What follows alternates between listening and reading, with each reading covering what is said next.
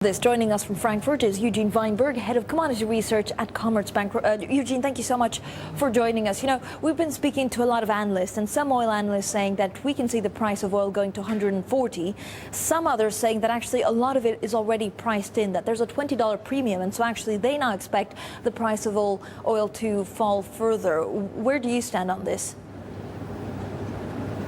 I think it will depend on whether we will see more of the contagion in the region. Should the situation be locally focused only on Libya, and should the unrest in Oman and Bahrain calm down over the next time, I do believe that the prices are likely to drop since the unrests in Libya seem to be priced in completely by now. We know that, or we assume that there is little damage to the oil installments there, and Libya may come back to the market in several months.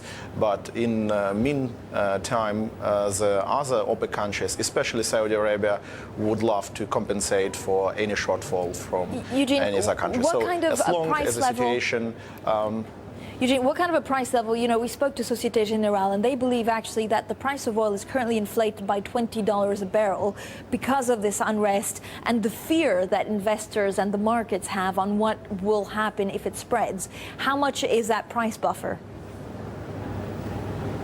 I think that it's very difficult to measure by dollars, but I think that the last $20–25 were caused mostly by the unrest in Libya and in the Middle East. So I believe that without the contribution of the unrest, we would be trading somewhere between $80 and $90 by now. Now, I know it's very difficult, again, as you say, it's very difficult to predict these things, but we are hearing that there is going to be more unrest in Yemen. If it spreads to Yemen and then spreads to Saudi Arabia, what kind of price level may we see? If those things are going to spread to Saudi Arabia, you can actually justify any price.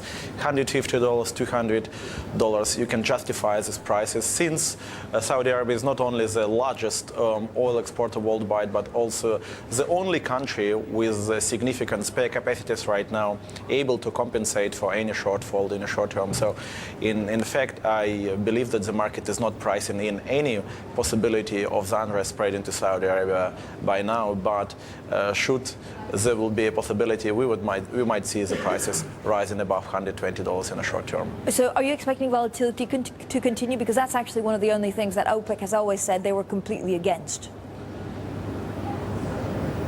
Yeah, I think that it will continue, but I think that the unrest are likely to calm down over the next months. That's why we believe that the prices will stay at the elevated levels of around $110 to $120 for several months, and will drop back to the levels of around $90 by the year end. Eugen, thank you so much. Eugen Weinberg there.